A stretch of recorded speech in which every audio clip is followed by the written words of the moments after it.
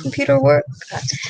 Good evening, everyone. Welcome to Friday for Females. I know we haven't gone live for quite some time, but that's because we were entertaining different time zones internationally. But I'm here with the wonderful Athena, and she's going to share some awesome tips with us this evening. For those of you who are watching, all I want you to do is if you want to say hi or post a comment, you are more than welcome to do so. If you want to ask a question, please feel free to do so. However, we will answer them at the end of our interview. So, Athena, welcome to Friday for Females. Thank you so much for inviting me. I'm really excited to be with you tonight. I'm excited to hear everything you can offer. Since it's still January, I want to say happy 2021. Yay! And then I want to start with the first question of how did you become a wellness advocate? Well, actually, I think I've always kind of been on this trajectory, even since my teenage years. My mother went through a health revolution when I was just on the cusp of becoming a teenager. And so already I was informed about making better choices. And it just kind of set me up for kind of that lifestyle already in my personal life. And then when I was introduced to doTERRA and experienced the benefits for myself, they were really significant benefits within a short period of time, which everybody's different. Thankfully for me, they worked really well for my issues. I decided this was a good fit for me because I've been praying about what's next in my life. I worked for NATO for years, and then I stayed home with my kids, and I was kind of looking for the next thing. And when I realized the products really work, and the company has an amazing level of integrity, and I could work from home because my husband was traveling so much, I decided to say yes to the business opportunity. And interestingly enough, they call us wellness advocates. And the reason for that is because we are advocating wellness so that we can help people be successful in their own health journeys. That's really cool. I like the fact that you said that you're helping others be proactive in their journey. It's hard to just say do this and then expect them to continue, because no one's ever going to continue if you just tell them to do something. You have to kind of change the mindset to help them learn how to create that lifestyle for themselves so that they can continue on that path. And so that actually leads up to my next question, because there's a lot of like wellness coaches, and then there's a lot of like wellness advocates, right? Well, not many wellness advocates, actually. You're the first I've heard of. So, I mean, you kind of touched on, what wellness advocate is, but can you differentiate it a little bit in more detail for us? Yeah, sure. Well, see, I really respect the career path and training that people who are true coaches invest. They actually go through certifications to be titled a health coach or a wellness coach or a life coach. There are specific academic programs they follow to have that certification. I do not have that formal certification. I could have it and add that to my repertoire. I do have a holistic health coaching certification, but the difference is, as an advocate, I'm not necessarily going to prescribe anything. I'm not a doctor. I'm not, a medical professional. And health coaches may have a little bit more credentials to do that because of depending on what level of training they've done. So I can advocate for you. Meaning I will fight for you. I will help you be successful. You have to obviously want to be successful too. You have to want to invest in yourself. But I will also make recommendations within, safety parameters, and always remind people to consult with their medical practitioners as well. So the difference, I think, for me, now there are a lot of people who loosely call them wellness coaches, call themselves wellness coaches. Yeah. But I choose to follow the language of wellness advocate, and I think doTERRA did a great job actually coming up with that title for all of our doTERRA representatives, because that's what we really do. We help guide people in wellness, and I really enjoy it. Well, I mean, and it's good that you enjoy something, right? I mean, why do something, why wake up in the morning and do something you despise every day? So, that's no Yeah, fun. That's not no, being a wellness advocate. no, So, no. To me, this is something you have to want to do. It's not something that you can just do as a job, you know. yeah. Well, I'm going to take this back because you said that you work for NATO. Mhm. Is that Well, tell us a little bit about that journey. I mean, like, Totally goodness, different. like completely over here, and then now you're completely over here. Well, and the funny thing is, before that, I worked for a nonprofit environmental group saving the coral reefs in the Florida Keys. Yeah, You've just been all over, I'm Athena. like a cat. I have many lives. Yeah. Or Yeah. many hats. I lived in Italy for 8 years, 2 years in Naples, working Oh, in wow. advertising and marketing department of the Morale and Welfare Organization for NATO, the NATO base in Bagnoli, Naples. And then I was introduced through a lovely person to an opportunity to join the NATO Defense College in Rome Oh, as wow. kind of the registrar and the liaison between the school and the senior officers and diplomats who came from all the NATO countries and the Partnership for Peace countries to attend a 6-month geopolitical course, often with their families in tow. And so I was responsible for taking care of them and their families, finding housing, connecting them to medical facilities, as well as also coordinating events and being kind of the go-between them and the administration. It was fascinating. I got to boss around generals.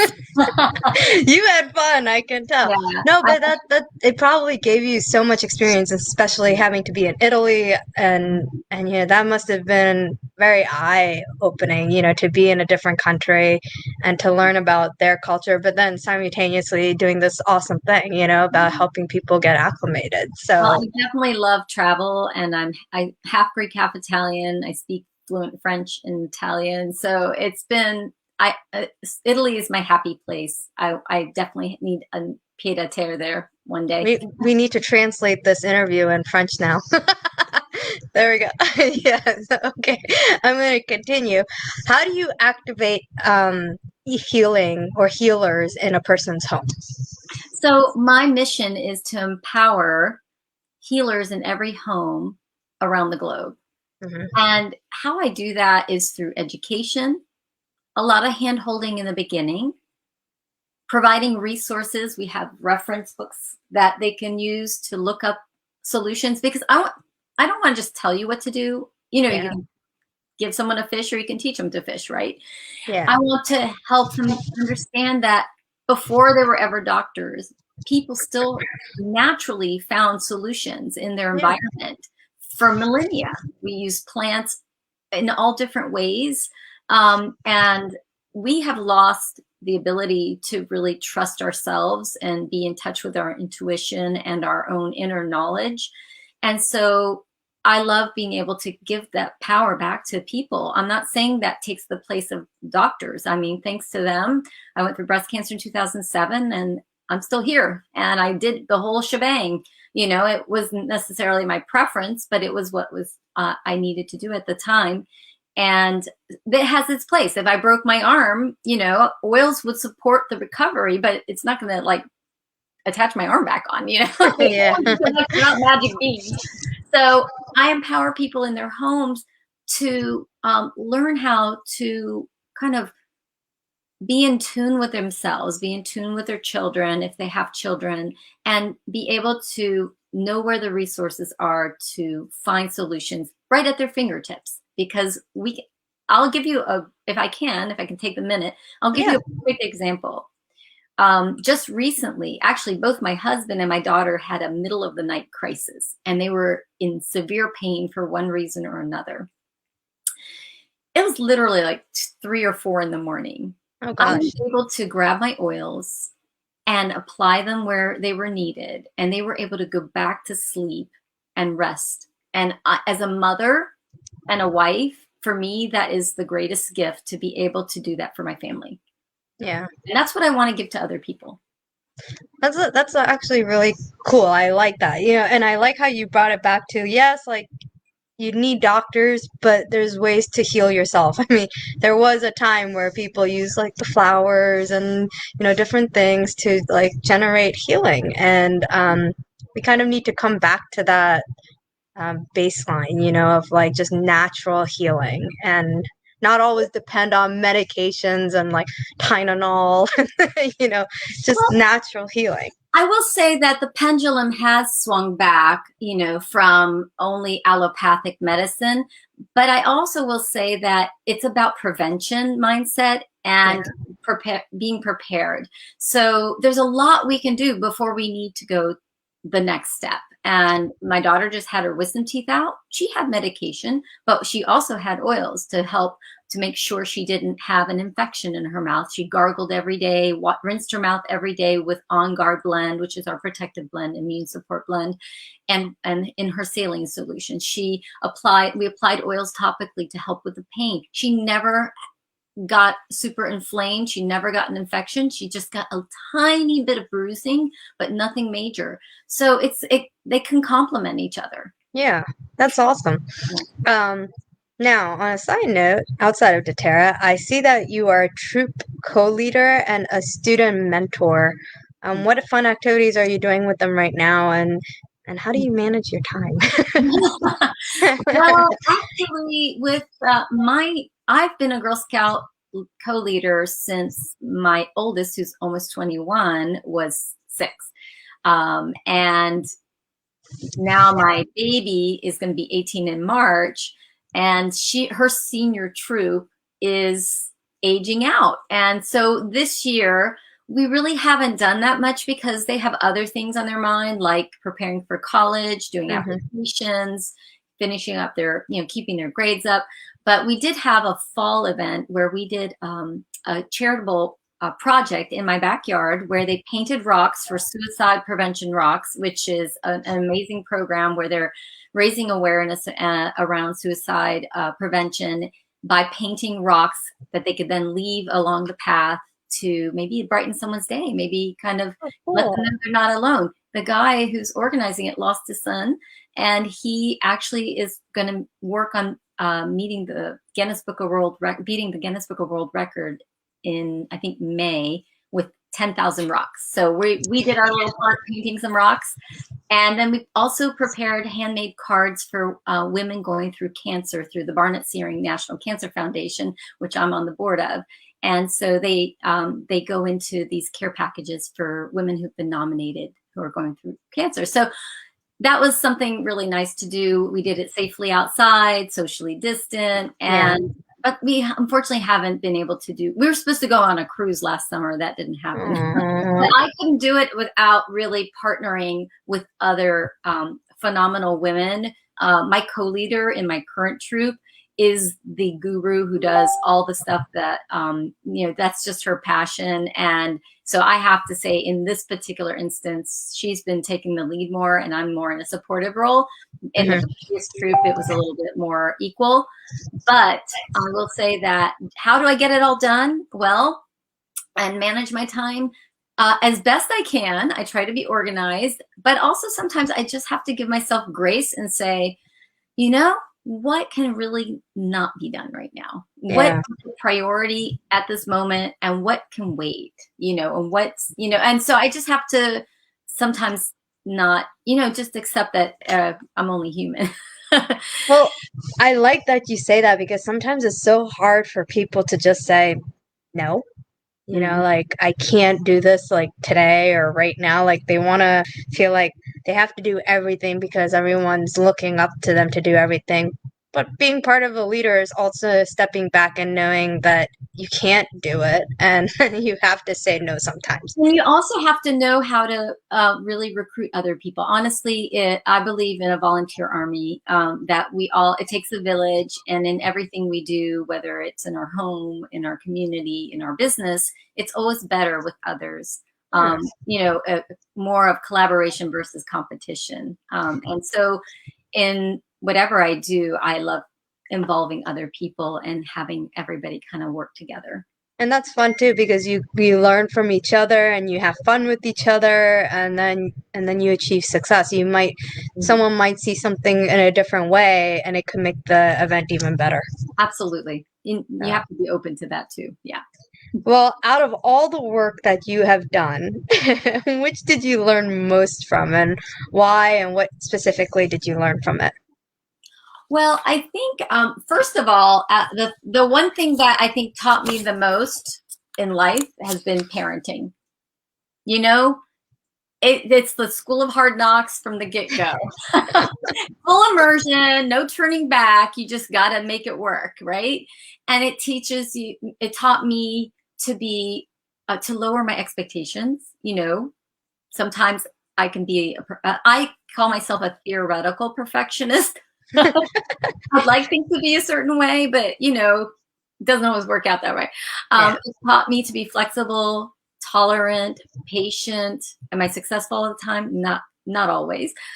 But I will say, just you know, be creative, resourceful.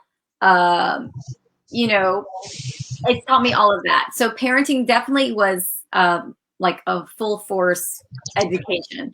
Um, the other thing was really this business with doTERRA has been phenomenal. I have nothing but great respect and appreciation for the level of education they provide to us as business leaders. We get a lot of personal development.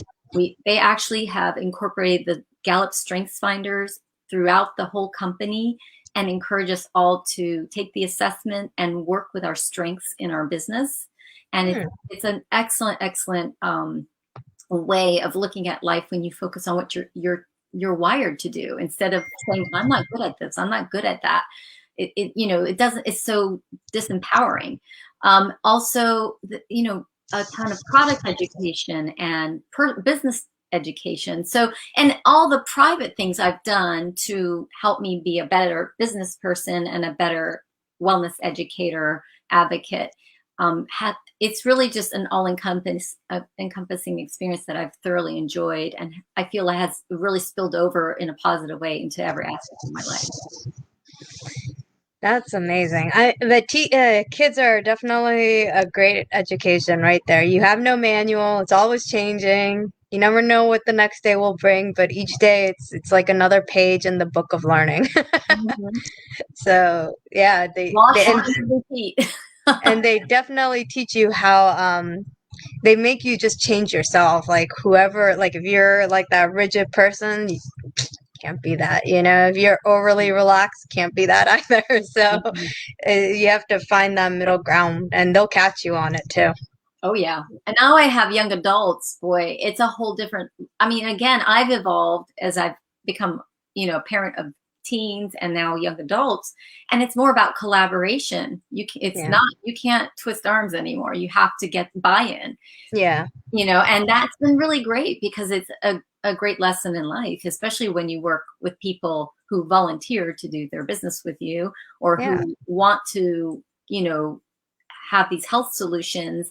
You know, you can't force anybody to do anything. You just have to be able to collaborate, inspire, and model what works. Yes, very true. And doTERRA seems like the organization for employees seems to be very family oriented and communal, where you work together to achieve a mutual goal, which is nice because then you guys can support each other and you feel inspired to do something, which really shines from you. It's like you love that organization so much, and it really is a kudos to them for how they're managing that organization and translating it down to individuals and advocates like yourself. Absolutely. So, what was one of your most memorable experiences? Well, really, every time somebody has success with a physical or emotional challenge, and I've been able to make some recommendations and they feel a positive outcome, I really do feel I get a high from it. And even when I use them on myself or my family and it works, I'm like, they worked. You're like, why am I surprised they worked? I do this every day, but I live in it, so I kind of take it for granted. But it's Yeah. so wonderful when I can offer somebody a solution that's pennies per drop in their homes, and they really work. And so that for me is a real high. But the other thing that I would say in my lifetime that has been truly impactful was taking my oldest daughter on a mission trip to the Philippines. Oh, And that wow. was in 2016. And we went and worked with the ultra poor through International Care Ministries and through McLean Bible Church. And that just really touched my heart to be with these people who had such joy and happiness, no matter how poor they were. And the coolest thing was when we were in this seaside shanty town that just, was reeked with and was full of the water was full of trash. And it was just so sad to see the way they lived. And I'd give them a little drop of wild orange or lime or peppermint and encourage them. And I don't speak the language, and just Yeah. encourage them to smell. And then their face would light up. Oh, something that smells good, in the Yeah. midst of all this squalor. And it was just so nice to put a little smile on their faces. Among all the other things we did there that were so meaningful, it was just my own little secret weapon I had. There. Yeah. But you know what's nice when you volunteer in general is that you realize like no matter what a person's situation is, like they always find something to be grateful and happy for. Mhm. And and it's something you can take back to be like you should always be grateful for there's always something to be grateful for each day. Yeah, I think one of the books that had a big impact on me when I was younger was reading City of Joy, Mhm. because of that, because of seeing how people, no matter what their lives are like, they could still find joy. Um so who was or is your greatest inspiration? Well, first and foremost, it's my faith. That just guides my steps, and I try to be follow that as much as possible, in the way I live. And then, honestly, my mother. And let me tell you, we have butted heads for years. We're very different personality wise, but she really is an amazing woman who's overcome so many challenges and has modeled tenacity and strength and perseverance and integrity and commitment, and a love of learning. And so she's really modeled to me, all the best qualities that I feel I appreciate, and are inspiring for me. And then the last community, if I was the last area where that inspires me is my co-working group community at Rowan Tree. They have kept me sane this past year. We have stayed connected through Zoom, but these women and some men, we call them Rowans, yeah, just really model and inspire, how to do more, be more, grow more. And it's just been really a wonderful, way to be around people who show you every day that they have their priorities straight. So they've been. Uh, it's great. I've heard some great things about Rowan Tree and how it's such a community and how it's been a lifesaver for people, especially for this past year at 2020. Yeah, So, and it seems like it's just a great outlet to work and connect and just be yourselves, and inspire each other. absolutely, That's absolutely. that's a it's a great thing to have something like that. Because if you don't have like that network of people to help you learn and grow, then you kind of become stagnant, and it's like, oh well, I'm just gonna stay here. It's true. And I was working from home for years. I've been doing Zoom for years, and I only joined Rowan Tree in February of last year, and then we were in lockdown in March. So I literally only had one full month, and I had been having my eye on them for at least a year, and then I was finally able to join, and then we went into lockdown. But it still worked out to be, a community that, I'm very thankful for. That's great to hear. Um, what do you think are 5 characteristics of a good leader? So, for me, first and foremost is integrity. It's a great thing to have something like that. Because if you don't have like that network of people to help you learn and grow, you have to turn off your phone, I believe. Sorry, something. Yeah. Integrity is my number one. Sorry, let me fix that. I don't know why. First and foremost is integrity. It's a great thing to have something like that. Because if you're on mute now, Athena. Sorry, and that popped up. I don't know why, but now it's off. Sorry about that. It's okay. Technology. So integrity is my number one in actions and in words. So I feel like I have to model it, and I expect it of others. It's really important to me. Gratitude. It's really important to have gratitude. I try to practice that every day. And I think especially in business, it keeps me humble if I can stay grateful. Mm-hmm. And then also learning to be an active listener, an active, compassionate listener is really important to me and it's something I try to practice because it's not always been my expertise. I think I've had to learn how to do is be an active listener. And, but I think it's really important for a leader to know how to do that. Be reliable and have people know that your word is your word. And that I'm going to be consistent and capable in what I do for others. And lastly, is to be able to use my influence to inspire and to motivate and to bring a positive change. Those are some, I mean, I love all of them, but I really like the active listening, especially right now.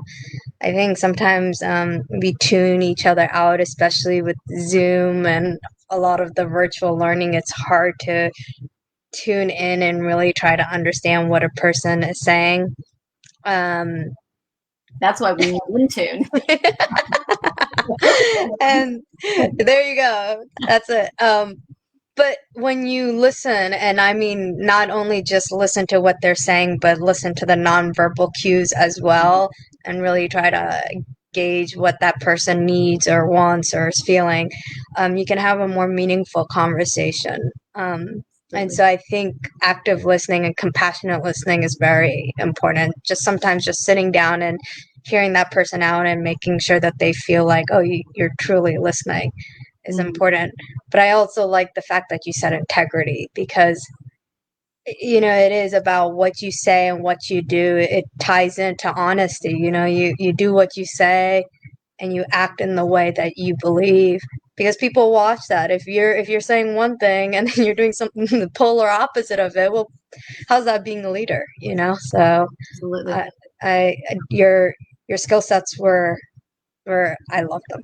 Well, I'm not perfect, so I do my best, and every day I again practice grace and pick up and keep going, and start over, learn when I need to learn from my mistakes, and And you even admitted to like having to learn active listening, and that it's not your best quality, but I think that's the mark of a good leader as well, like knowing how to self-reflect and admit to, hey, this is my weak spot, like but I'm working on it. Like as a leader we are still human, and you have to know that you're not 100% in everything, as much as we would like to be. We're works in progress, right? Yeah, exactly. So what are 5 pointers in your opinion for starting a business or making a business go if it's already started grow? So number one is just start. Just start. People think they have to have all their ducks in a row. They have to know everything they need to know about whatever they're doing. yeah, some research is helpful and some understanding of the market and things like that. But sometimes people wait too long out of a fear that they don't know enough, and we'll never know enough. It's work in progress. And so, I see people who kind of procrastinate because they don't feel the confidence. Just start, and you'll figure it out as you go. A lot of it is learning, on the job learning. Yeah. Yeah, and then also don't be shy to ask for help, to seek support and resources from others. It takes a village. We are surrounded by so many wonderful entrepreneurial women and men who are so generous with their time and their talents and their experience. And they're honored when we ask for a tip, and that's why networking groups, co-working groups are a great resource if someone's thinking about starting a business or just starting out, because it's a community of like-minded people. And some people have already been where you are and can help you kind of figure things out more quickly. Third is really to make sure you believe in the product or the service that you're providing. Yeah. If you're not really sure, but you think it's a good idea because everybody's doing it or whatever, you got to have your heart and passion in what you're offering. And I think people see that they can sense, authenticity, and that's really important as well. Also, really learning to network I talked about co-working or networking groups as far as helping you kind of with the nuts and bolts of how to start your business, but also learning to network so that people know who you are and then can, possibly think of you when somebody needs your services or your product. But also, to gain credibility in the community, don't just network based on your business, but also other talents you may have that may be a resource to other people. See how you can also help others in the community through volunteerism, through offering, your wisdom to others and your services in other areas. So that networking, the give and take, is invaluable. That's how we Yeah. got here today. Yeah, exactly. Yeah. Well, I And then the mean, fifth thing, hold on, I think the fifth thing was really to just keep at it. Don't give up, because it's easy to get discouraged, and any business is going to have its hiccups, especially businesses who've started in the past year. yeah.